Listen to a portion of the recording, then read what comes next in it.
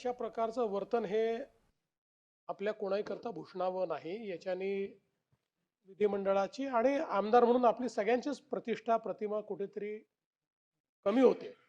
परब साहेबांचं जरी मत असलं की टावेलवर का मारलं, तरी टावेलवर मारलं किंवा कशावरही मारलं तरी ते चुकीचंच आहे, ते योग्य नाही आहे.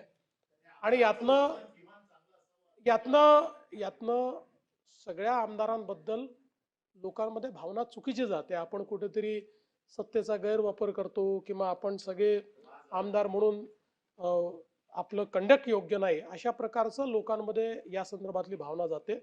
आणि म्हणून निश्चितपणे मला असं वाटतं की अतिशय गंभीर बाब आहे. आपण आणि माननीय अध्यक्ष या दोघांनी याचा कॉग्निझन्स घ्यावा आणि या संदर्भात काय पुढील कारवाई करायची ते आपण करावी. पर्यंत जो ज्यांच्या विरुद्ध हे झालेलं आहे त्यांनी जोपर्यंत आले नाही तर तक्रार होऊ शकत नाही, FIR व्हायला पाहिजे. ह्याच्यातूनच स्पष्ट झालेलं आहे की बाबा त्यांना काही कारवाई करायची नाही. NC नावधार म्हणजे नॉन कॉन्सेबल ऑफेन्स म्हणून घेऊन ती NC होते, मग त्यात काय कारवाई होत नाही की बाबा ह्याची दखल घेतलेली आहे, त्यानंतर पुढची चौकशी केली जाईल. FIR करणं वेगळं, NC करणं वेगळं.